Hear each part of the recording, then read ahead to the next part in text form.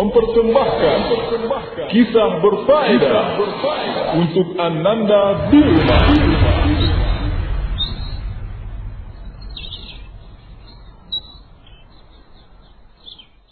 Assalamualaikum warahmatullahi wabarakatuh. Adik-adik, bagaimana kabarnya? Semoga Allah selalu merahmati kita ya. Adik-adik, ayo, siapa yang masih ingat kisah terakhir sampai mana? Ya benar, terakhir tentang kisah Dakwa Rasulullah di Taif. Bagaimana yang selanjutnya? Yuk, kita simak baik-baik.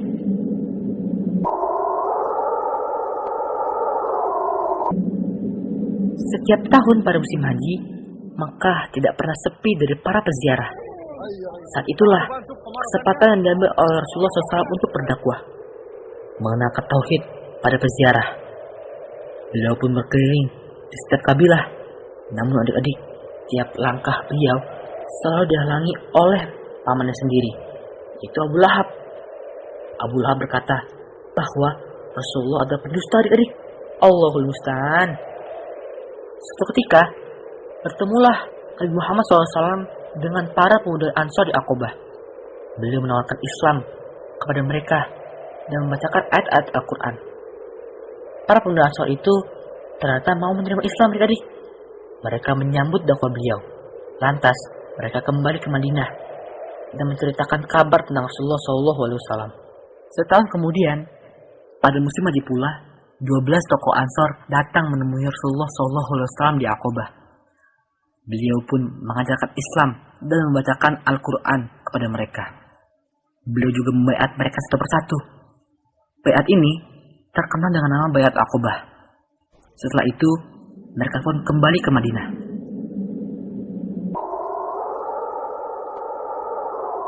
Rasulullah SAW kemudian mengutus Ibnu Ummi Maktum dan Mus'ab bin Umar radhiyallahu anhum untuk berdakwah di Madinah. Sejak saat itulah mulailah Islam menyebar luas di Madinah. Siapakah Mus'ab bin Umar radhiyallahu anhum? Adik-adik, sebelum beliau masuk Islam, Mus'ab bin Umar adalah salah seorang pemuda bangsawan Quraisy. Dia memiliki wajah yang tampan. Ibunya adalah wanita yang kaya raya. Dia sangat menyayangi putranya.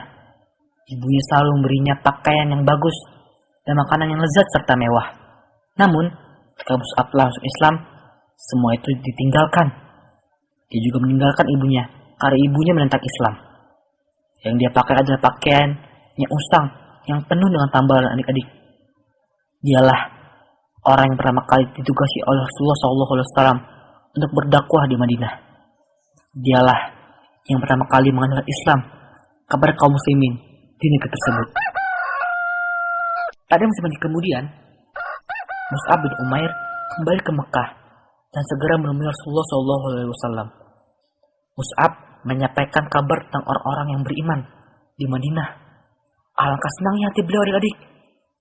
Pada tahun ke-13 dari kenabian, pada musim haji juga, datanglah 73 laki-laki dan 2 perempuan dari Madinah. Mereka telah masuk Islam. Mereka bertemu dengan Rasulullah SAW. Mereka sepakat untuk berkumpul pada hari-hari tasyrik di Mina, di dekat Jamratul Ula di Aqabah. Rasulullah SAW datang bersama Abbas bin Abdul Muttalib yang masih musyrik pada saat itu.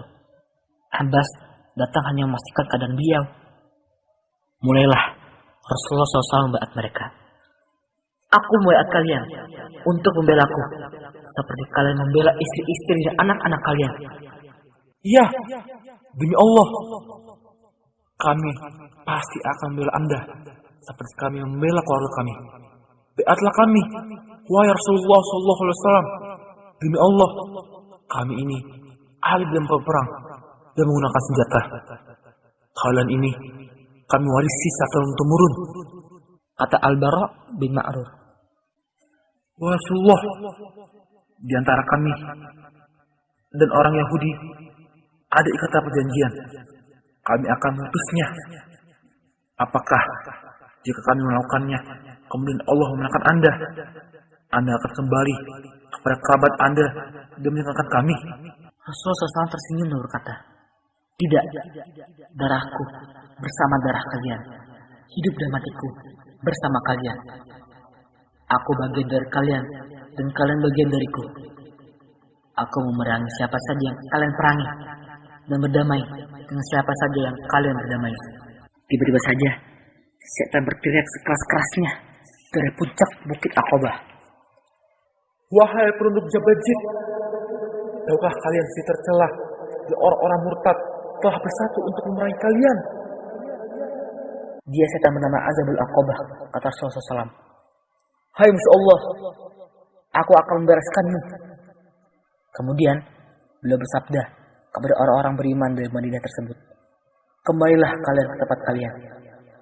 Abbas bin Ubadah bin Nadlah berkata, Demi yang memutus Anda dengan kebaikan, kalau Anda mau, kami akan serbu mereka yang berada di Minah dengan pedang-pedang kami, ya Rasulullah. Aku belum diutus untuk itu. Kembalilah ke tempatmu, jawab Rasulullah SAW. Mereka pun kembali ke tendanya dan tidur.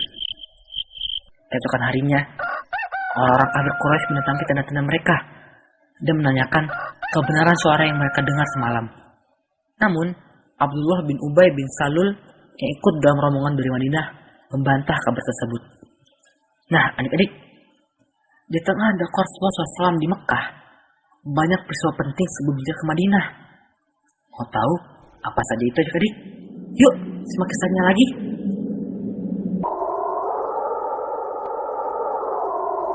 Malam telah tiba. Terlihatlah bulan yang sangat indah di langit. Jika langit tidak mendung, terlihat pula bintang-bintang yang menambah keindahan langit di malam hari. Tahukah adik-adik bahwa bulan pernah terbelah menjadi dua loh? Peristiwa tersebut terjadi pada masa Rasulullah SAW. Penasaran dengan kisahnya? Kita simak yuk. Suatu ketika, kaum kafir Quraisy meminta Rasulullah SAW untuk menunjukkan bukti kenabian beliau. Beliau lalu memperlihatkan kepada mereka bulan yang terbelah. Satu belahan berada di gunung Abu Qubais, dan sedangkan belahan yang lain berada di bawahnya. Sehingga mereka bisa melihat gua Hira yang berada di antara dua bulan terbelah tersebut. Rasulullah SAW berseru, "Kalian saksikan." Namun, orang-orang Quraisy tidak percaya dengan apa yang mereka lihat. Dengan sombong, mereka berkata, Muhammad telah menyihir kita. Walaupun dia bisa menyihir kita, belum tentu dia mampu menyihir seluruh manusia. Mereka pun menunggu berita dari para musafir. Itu orang-orang yang sedang berpergian jauh. Sesudah para musafir itu tiba di Mekah, mereka ditanya oleh kafir Quraisy, Apakah mereka melihat bulan terbelah? para musafir itu berkata, Benar. Sesungguhnya kami telah melihat bulan terbelah. akan tetapi kaum kafir Quraisy tidak mau mempercayainya. Mereka tetap saja tidak memberi iman. Bahkan mereka mengatakan bahwa Nabi Muhammad SAW adalah penyihir. Adik-adik, adakah di antara kalian yang pernah mendengar atau membaca kisah Isra dan Mi'raj? Nah, kali ini kakak akan menceritakan kisah tersebut. Simak baik-baik ya.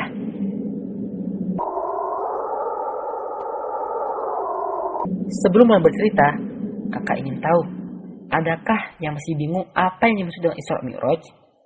Isra adalah perjalanan Rasulullah SAW pada malam hari dari Masjidil Haram menuju Masjidil Aqsa. Ayo, siapa yang tahu Masjidil Haram dan Masjidil Aqsa ada di mana? Masjidil Haram terletak di Mekah, sedangkan Masjidil Aqsa terletak di Palestina. Jarak antara Mekah dan Palestina sangat jauh loh adik-adik. Akan tetapi, Rasulullah menempuh perjalanan tersebut hanya dalam waktu 1 malam. Adapun Mi'raj adalah diangkat atau dinaikannya Rasulullah SAW dari Masjidil Aqsa ke langit. Jadi, Isra Mi'raj adalah perjalanan Rasulullah SAW pada malam hari dari Masjidil Haram ke Masjidil Aqsa lalu naik ke langit sebagai salah satu tanda kekuasaan Allah Subhanahu wa taala. Pada suatu malam, atap tempat tinggal Rasulullah SAW di Mekah terbuka. Lalu turunlah Jibril. Dia pun membelah dada beliau kembali dan mencuci dengan air Zam-Zam. Kemudian, dia membawa sebuah mangkuk besar dari emas yang penuh dengan hikmah dan iman. Jibril pun menumpahkan hikmah dan iman itu ke dalam dada beliau. Setelah itu, dia menutupnya kembali. Kemudian, seekor buruk dibawa ke hadapan Rasulullah SAW. Ia meletakkan kakinya sejauh mata memandang adik-adik. Beliau pun menungganginya hingga sampai di Baitul Maqdis. Beliau pun tambatkan buruk tersebut di tempat para nabi menambatkan kendaraan mereka. Setelah itu, beliau masuki masjid dan melaksanakan sholat 2 rakaat.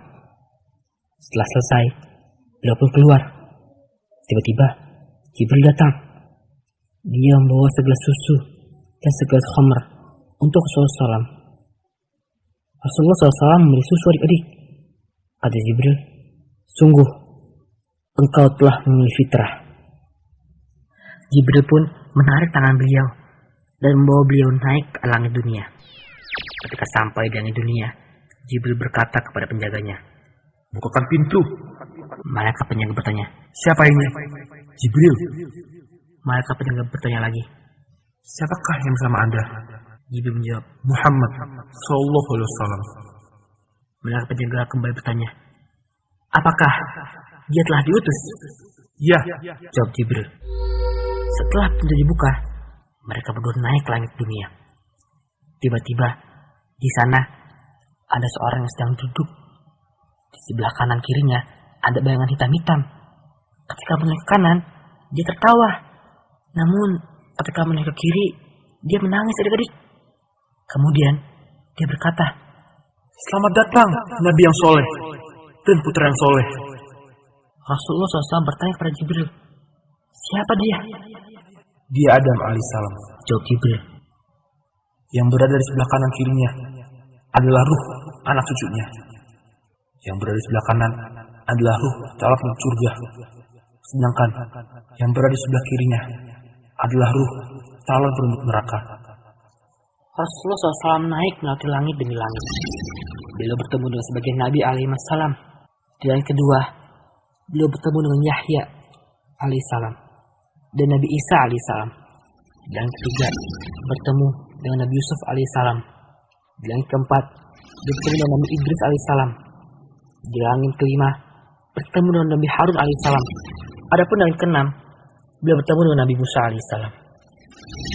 Di langit ketujuh, beliau bertemu dengan Nabi Ibrahim alaihissalam adik-adik yang bersandar di Baitul Ma'mur. Baitul Ma'mur ini dimasuki oleh 70.000 malaikat setiap hari. Malaikat yang setiap keluar tidak akan pernah masukinya lagi. Masya Allah ya adik-adik, bisakah kalian bayangkan betapa banyaknya malaikat Allah? Setelah itu, beliau dibawa ke Sidratul Muntaha. Tidak ada satupun makhluk Allah yang dapat menerangkan keindahan Sidratul Muntaha. Di sana, Rasulullah SAW melihat Jibril dalam wujud aslinya. Jibril memiliki 600 sayap. Hah? 600 sayap? Masya Allah adik-adik, baik sekali ya. Dari bulu-bulu sayap itu memancar kemilau cahaya yang beraneka warna. Sesampainya beliau di Sidratul Muntaha, Allah mewahyukan kepada beliau apa yang dia kehendaki. Setelah itu, Allah menetapkan kewajiban sholat 50 waktu dalam sehari semalam. Selain itu, Allah juga mewahyukan penutup surat Al-Baqarah. Setelah menerima perintah ini, Nabi Muhammad SAW turun di langit ke-6. Beliau bertemu dengan Nabi Musa alaihissalam. Nabi Musa bertanya, apa yang diperintahkan Allah terhadap umatmu? Salat 50 kali, jawab beliau. Nabi Musa berkata, Kembalilah dan mintalah keringanan. Umatmu tidak akan sanggup. Aku sudah pernah menguji Bani Israel. Beliau pun kembali kepada Allah dan meminta keringanan hingga beberapa kali. Kemudian Allah berfirman, Wahai Muhammad, itulah 5 salat fardu dalam sehari semalam. Tiap-tiap salat pahalanya 10 kali lipat, sehingga nilainya sama dengan 50 kali salat. Keesokannya, Rasulullah SAW menyampaikan berita ini kepada seluruh kaum muslimin dan penduduk Mekah. Mendengar berita tersebut adik-adik, ada yang percaya, ada pula yang tidak percaya. Beberapa orang pergi menemui Abu Bakar dan menceritakan kabar tersebut kepadanya. Abu Bakar berkata, Jika dia, Nabi Muhammad SAW, mengatakan itu, tentu pasti dia benar. mereka berkata, Apakah engkau membenarkannya atas kejadian itu? Abu Bakar menegaskan, Aku benar-benar mempercayainya. Aku bakal percaya dengan kabar yang lebih mengherankan daripada itu. Aku membenarkannya atas wahyu yang turun dari langit pada waktu pagi dan petang.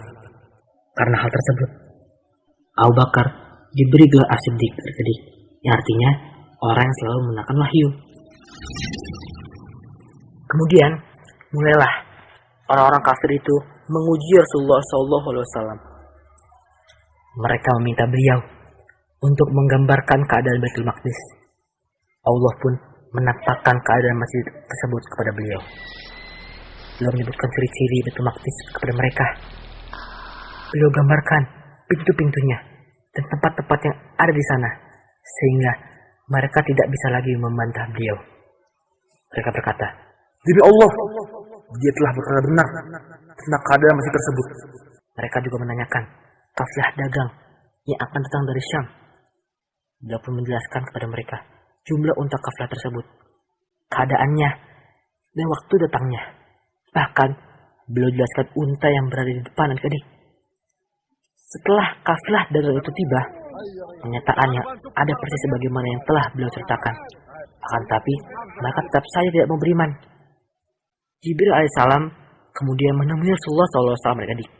Jibril mengajarkan kepada beliau tata cara sholat dan waktu-waktunya. Sebelum peristiwa Isra Mi'raj, kewajiban sholat ini hanya 2 rakaat pagi hari dan 2 rakaat pada petang hari. Masya Allah, la haula wala quwwata illa billah.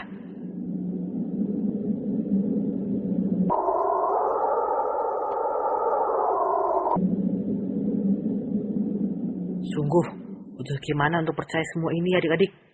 Nah, tambah seru kan? Mau tahu lagi kisah-kisah selanjutnya? Sampai ketemu lagi di audio berikutnya.